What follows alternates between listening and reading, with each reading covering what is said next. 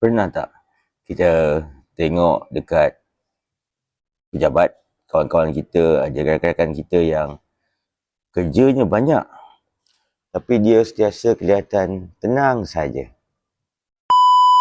Salam kan, Tok Cara di sini. Hari ini kita bersiar di luar tempat kebiasaan kita. Kita berada di KLIA 2 pada hari ini atas urusan kerja. Jadi Tok terpaksa keluarlah untuk berjumpa dengan rakan-rakan yang akan bersama dalam latihan yang kita kenalikan.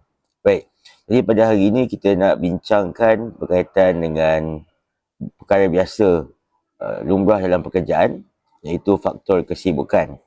Dan kita nak fokuskan pada hari ini, bagaimana ada individu-individu yang kita lihat bila walaupun kerja dia sangat banyak, tapi dia dalam keadaan tenang je.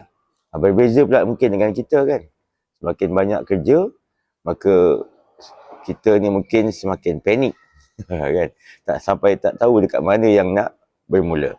Jadi pastilah mereka yang tenang ini ada cara-cara ataupun kaedah yang mereka boleh tenang dalam keadaan penuh kesibukan. Di saat-saat semua perkara urgent, saat-saat semua perkara very very important. Jadi hari ini tu nak kongsikan beberapa tips dan cara-caranya. Jadi untuk geng-geng Tok Cara yang bersama dalam setiap video yang kita kongsikan, kita kena ingat yang panik ni sebenarnya tidak menyelesaikan masalah. Biasanya dia banyak bermain dalam minda kita lah. Akan ketakutan-ketakutan, akan risiko-risiko yang mungkin dihadapi.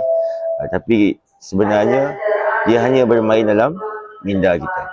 Jadi bila banyak sangat kerja yang kita perlu uruskan dalam masa yang sangat singkat, kita kena ambil tindakan tenang dulu.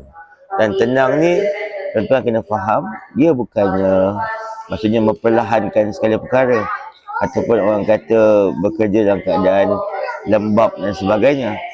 Tetapi kita fokus kepada apa yang boleh kita buat dahulu, apa yang tak boleh kita buat. Jadi kita asingkanlah mana yang kita boleh buat dahulu dan mana yang kita boleh buat kemudian.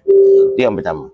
Yang kedua, selepas kita dah asingkan itu, perlulah kita gunakanlah segala kompetensi kita untuk pastikan setiap kerja yang kita buat itu kita dapat buat sebaik yang mungkin tanpa ada sebarang kesalahan. Sebab efektif itu maksudnya dia lalu terus je daripada checkpoint A ke checkpoint B. Maksudnya dia tak perlu patah balik. Itu namanya efektif. Dalam bahasa organisasi begitulah.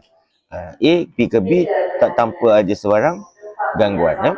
Jadi untuk pastikan dia efektif itu, maka perlulah kita pastikan setiap kerja yang kita jalankan itu secara yang terbaik.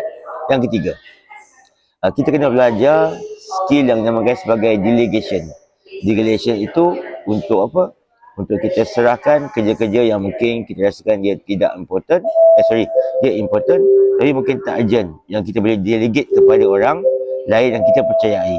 Yang kita tengah belajarlah untuk mempercayai hasil kerja orang lain. Sebab kebanyakan orang yang sangat banyak kerja ni biasanya dia tak percaya dengan orang lain. Jadi tak bolehlah kita terganggu dengan perasaan begitu ya. Yang keempat, seperti biasalah ya, tarik nafas, tenang, fokus, kita buat satu persatu. InsyaAllah dalam keadaan banyak kerja macam mana pun, kita mampu uruskan sebaik yang mungkin. Alright? Jadi harap-harap tips Tok Cara pada hari ini dapat membantulah tuan-tuan. Walaupun dengan suara-suara announcement di KLIA 2 ini mengganggu kita punya proses recording, tapi harap-harap dengan Tok Cara dapat manfaat daripada sesi perkongsian pada hari ini. Baik, jumpa lagi insya-Allah di video-video yang seterusnya. Assalamualaikum warahmatullahi wabarakatuh. Bye-bye.